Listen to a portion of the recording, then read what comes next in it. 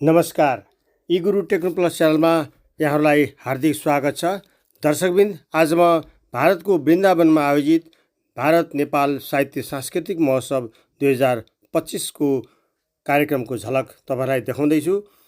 गीता शोध संस्थान एवं रासलीला अकादमीको सभाहालमा भएको उक्त कार्यक्रमको क्रान्तिधारा साहित्य अकादमी मेरठ भारतद्वारा आयोजना गरिएको थियो र यो 3 दिने कार्यक्रमको उद्घाटन सत्रको भिडियो यहाँ प्रस्तुत गरिएको छ र यो पहिलो भाग हो। दोस्रो भागमा म लौकथा सम्बन्धी कार्यक्रम लिएर आउने नै छु र दोस्रो भागको प्रतीक्षा गर्नुहोला।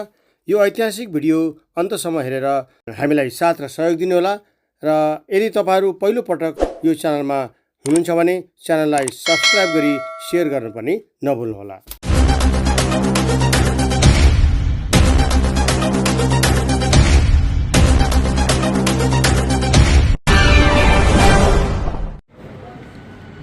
हार्दिक आभार। हम नेपाली अपने आप में इतने गर्व करते हैं कि हम सगरमाथा के देश में रहते हैं, जहाँ हमारे अपने बुजुर्ग को सम्मान किया जाता है, भगवान जैसे पूजा जाता है, कृष्ण और राधा जैसे प्यार किया जाता है और उनका कहा माना जाता है। वो जो बोलते हैं हम वही करते हैं। ऐसे संस्कारों से भरे हुए देश से आई हूँ मैं, इसलिए आप सबको एक ही बार में प्रणाम करती हूँ।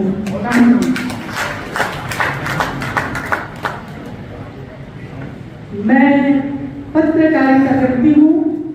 गोरखा पत्र संस्थान नेपाल के एक सरकारी ऑफिस है, पत्रिका निकलता है वहाँ से, उसके प्रूफ रीडर हूँ और साहित्य में भी रुचि है। वो साहित्य लिखना मेरा नित्य कर्म है।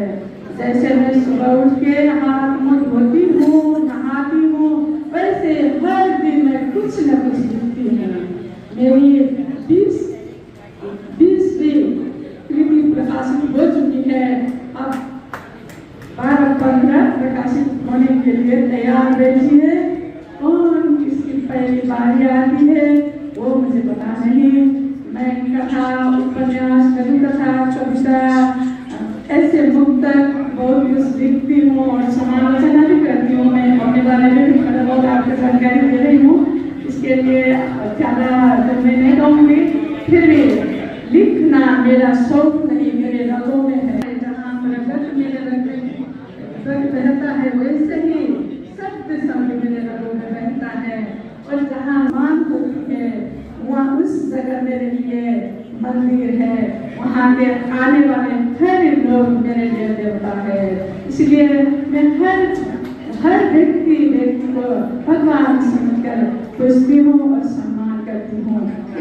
मैं ही नहीं, हमारे यहाँ अतिथि का इतना सम्मान किया जाता है, अतिथि देवो भव। इसी संस्कार में पली बड़ी हूँ मैं। इसलिए मैं आज आप हमारी भाषा समझते हैं नहीं समझते हैं, इसलिए थोड़ा बहुत हिंदी में बोल रही हूँ। अब मैं नेपाली में बोलूँगी। म नेपाल की छोरी हूँ, मेरो नाम हो ममता मजदूर। मेरो रगत में साहित्य बगेको छ, मेरो देशमा सगरमाथा छ। म खुसी भएर फर्किँदा हिमाल हाँसेको हुन्छ, रमाउँदाखेरि मयूरहरू नाचेको हुन्छ। म गर्वले भन्छु म नेपाली छोरी हुँ। त्यसैले पनि मलाई आज खुसी लाग्छ, यहाँ मसँग आउनुभएका धेरै साथीहरू हुनुहुन्छ जसले आफ्नो देशका लागि धेरै ठुला काम गर्नुभएको छ। हरेक नारी देश निर्माता हो, उसले आफ्नो देशलाई, परिवारलाई, समाजलाई बचाउनलाई आफ्नो सम्पूर्ण समय त्याग दिएकी हुन्छन्। त्यस्तै नारीहरूको बीचमा धेरै संस्कार र संस्कृतिका कुराहरू फुलेका हुन्छन् अनि हाम्रा आँगनमा खुसीहरू त्यसैले त फुलेका हुन्छन्। हामी जीवनको हरेक खुसीहरू फुलसँग नाच्ने गर्छौँ। हामी फुल चाहिँ मुस्कुराउन चाहन्छौँ अनि उन्नत भएर हाँसेर भन्न चाहन्छौँ हामीले हाम्रो संस्कार परम्परालाई सम्हालेर राखेका छौँ। तर छोराले पनि फेरि पनि भन्छौँ छोरी नजन्माऊ है, हामीलाई बुहारी चाहिँ चाहिन्छ। छोरा जन्माउनेले बुहारी नखोज्नु, छोरी जन्माउनेले बुहारी खोज्नु, छिमेकीकै भए पनि उसको सम्मान गर्नु। किनभने हरेक घरमा जसले आँगनमा फुल फुलाउँछ त्यो छोराले फुलाउँदैन, छोरीले नै फुलाएको हुन्छ। हाम्रो घरका विद्यार्थीदेखि लिएर पढ्दै नपढेका बुढा बुवा आमाहरू जसले हामीलाई संस्कार सिकाउनुहुन्छ, उहाँहरूले नै त भने हामीलाई फुल रोप्न सिकाउनुहुन्छ। त्यो रोपेको फुलै फुल्छ अनि मात्रै तपाईँहरूलाई चाहिन्छ फक्रिएको सुन्दर गुलाब। हम कुछ दिन पहले 14 सितंबर जो आप लोग का हिंदी दिवस के रूप में मनाया जाता है, उसमें हिंदी प्रसारणी सभा के तरफ से मैं और डॉक्टर घनश्याम नेपाली परिषद में जी हरेंद्र हसन जी के आमंत्रण पर हम लोग दिल्ली में प्रमुख अतिथि के रूप में उपस्थित थे। तो उस दिन हम लोगों को पता चला कि हिंदी देशी मैं कुछ भाषा के माध्यम से हम बहुत निकट हैं, भाषा के माध्यम से बहुत निकट हैं, तो संस्कृति के माध्यम से भी वैसे ही हम लोग निकट हैं। हमारे सानिध्य है संस्कृति के माध्यम से भी। हमारी संस्कृति, नेपाली संस्कृति और भारतीय संस्कृति बहुत मिलती जुलती है। आप लोग दशहरा मनाते हैं, दीपावली मनाते हैं, होली मनाते हैं। हाई कमीशन में 3 साल के लिए और नेपाल में रहा 2 बार और 6.5 साल रहा नेपाल में। देवभूमि नेपाल है, इतना बढ़िया रमायलो देश है। और मैंने एक कविता भी लिखी थी कि वो हमारे जो नागरिक पत्रिका निकलती है, नागरिक पेपर, तो उसके जो गुणराय बेटेली हैं उन्होंने ट्रांसलेशन किया उसका। हिंदी में मैंने लिखा था, उन्होंने नेपाली भाषा में ट्रांसलेशन किया था कि लंदन भन्दा राम्रो नेपाल। वो मैंने देखा था, लंदन भी देखा 3 साल, लेकिन नेपाल इतना अच्छा देवभूमि, पुण्य भूमि और इतनी अच्छी सुंदर है कि वहां मन रम जाता है। और नेपाली जो भाई बंधु हैं सब अपने ही अपने रखते हैं, अपने ही अपने। अगर संकेत देखना है तो ये टोपी भी वही नेपाल की है। श्रीमद् भगवद गीता ने मुझे जो आशीर्वाद दिया, भगवद गीता ने वो भी मुझे नेपाल से मिला, बेलुटी मंडप से मिला, वहां से मुझे कैसे मिले, आज मैं गीता पर बोलता हूँ। और नेपाल भी स्कंद पुराण नेमि मुनिना पालितम इति नेपालम, नेमि ऋषि ने नेमि ऋषि को पालन के लिए भगवान श्री कृष्ण ने नियुक्त किया था, स्कंद पुराण के अनुसार है, तो वो नेपाल है, प्रिय नेपाल है। और ये मैंने खुद 6.5 साल रह करके वहां पर काठमांडू में मैंने जो अनुभव किया है, जो दिव्य ज्ञान की भूमि है। और एक बात और, नेपाली भाई का जो अगर हैप्पीनेस इंडेक्स देखा जाए नहीं, तो मैं समझता हूं वो सर्वोत्तम होगा हैप्पीनेस इंडेक्स। संतोषी है, परम सुखी है, आराम से है। ये खाली उससे नहीं के साथ भौतिक कैसी आपके उन्नति हो गई, लेकिन नेपाल के ऊपर पशुपतिनाथ की जो कृपा है वो हमेशा से अनंत काल से चली आ रही है, वो अनंत काल तक चलती रहेगी। और सूर्य और चंद्रमा जो के नेपाल के आपके जो ध्वजा पर हैं, राष्ट्रीय पर हैं, तो जब तक सूरज चांद है और तब तक आपके नेपाल में खुशी की बरसात है।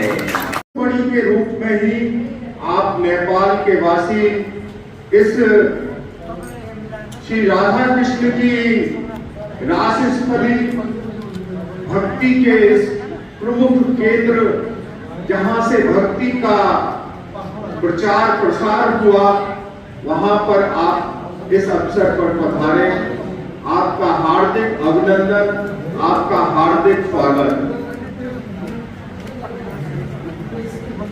नेपाल में 80% के लगभग हिंदू आबादी है। विभिन्न राजनीतिक परिस्थितियों के कारण समय समय पर परिवर्तन रहा, किंतु भौगोलिक स्थिति, राजनीतिक स्थिति कैसी भी रही हो, किंतु साहित्य और सांस्कृतिक और धार्मिक स्थिति में भारत और नेपाल में किसी भी प्रकार का अंतर नहीं रहा।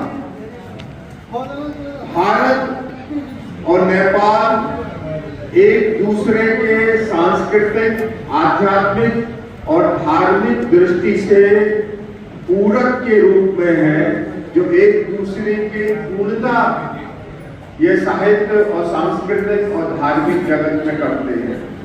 कि शास्त्र के अनुसार शालिग्राम शिला सिर्फ नेपाल में मुक्ति धाम में गंडकी नदी और दामोदर कुंड में ही प्राप्त होती है। पूरे विश्व में, पूरे ब्रह्मांड में शालिग्राम शिला और कहीं भी प्राप्त नहीं होती है। शालिग्राम शिला को शास्त्र के रूप में नारायण का, विष्णु का स्वरूप माना गया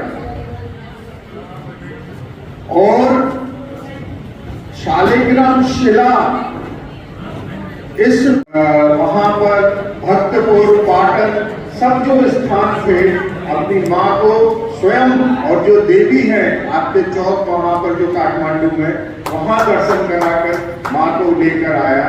तो वास्तव में नेपाल जाकर ऐसा नहीं लगता है कि किसी अन्य देश में हमारा आगमन हुआ है। इसलिए भारत और नेपाल एक है और एक ही रहेंगे और यह साहित्य और संस्कृति और धार्मिक तीनों आस्थाओं के प्रमुख केंद्र हैं। आज इस मंच पर मुझे आमंत्रित किया गया। मैं इस मंच के, इस कार्यक्रम के आयोजकों का हृदय से आभार और धन्यवाद व्यक्त करता हूं। यह वृंदावन की नगरी में कई हजारों की संख्या में आपके नेपाली भाई बहन यहाँ पर रहते हैं, जो कि संस्कृत और हिंदी साहित्य का अध्ययन करते हैं। वृंदावन में अनेक कर्म कांड और पांडित्य का कार्य आपके नेपाली भाई बंधु यहाँ पर वृंदावन में रहकर इस वृंदावन की शोभा को भी ज्यादा इस आध्यात्मिक जगत में उसका प्रचार प्रसार करते हैं। मैं आप सभी का हृदय से आभार और पुनः धन्यवाद करता हूँ। श्री राधे, श्री राधे। मैं यहाँ वृंदावन का ही हूँ, यही मेरा जन्म हुआ, यही मैंने शिक्षा ली और 34 साल अनवरत एक महाविद्यालय में प्राध्यापक के रूप में सेवाएं प्रदान की, जहाँ नेपाल के बालक पढ़ते थे अध्ययन करते थे। तो लगभग शताधिक 100 से अधिक बालकों को मैंने, नेपाली बालकों को मैंने पढ़ाया है और वे भारत में और नेपाल में अलग अलग स्थानों पर सेवाएं प्रदान कर रहे हैं। उनकी जब स्मृति होती है तो मुझे बड़ा गर्व का अनुभव होता है। किंतु अनेक अवसर ऐसे आए जब मुझे नेपाल जाने का आमंत्रण मिला, लेकिन संयोगवश मैं जा कभी नहीं पाया। फिर भी नेपाल का जो दर्शन है, वहाँ की जो भूमि का आदर्श है, वो देखने लायक है। मेरे साथ तो प्राध्यापक भी, सहकर्मी थे, वो भी नेपाल के थे। चोली दामन का संबंध है, वहाँ का जो रूप है, वहाँ का जो स्वरूप है। भारतीय दर्शन में जब वैष्णव दर्शन की व्याख्याएं होती हैं आचार्यों के द्वारा, तो नेपाल का नाम भी अवश्य ही आता है। वहाँ के महापुरुषों को यहाँ पर परिगणित किया जाता है। संपूर्णानंद संस्कृत विश्वविद्यालय में आज भी नेपाली भाषा को पढ़ाया जाता है। मैं जहाँ पढ़ाता था वहाँ भी नेपाली भाषा का अध्ययन कराया जाता था। उसमें निरंतर बहुत उच्च कोटि के मेधावी बालक भी निकले। जय श्री राधे, जय श्री राधे। बोल वृंदावन बिहारी लाल की, बोल वृंदावन बिहारी लाल की। ये हमारा सौभाग्य है कि जो आज हम कादा की नगरी में उन्हीं का जय जयकार कर रहे हैं। तो पुनश्च एक बार बोल वृंदावन बिहारी लाल की जय। जय श्री राधे, जय श्री राधे।